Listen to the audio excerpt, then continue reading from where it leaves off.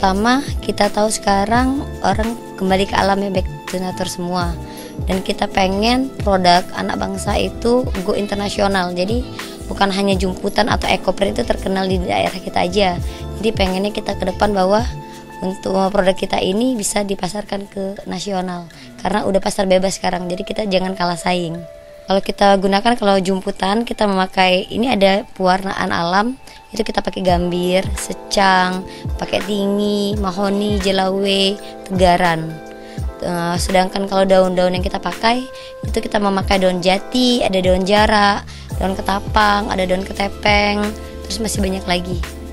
Kalau eksperimen itu udah sering banget Mas, ada sering gagal gimana caranya kan, udah banyak banget kalau eksperimennya.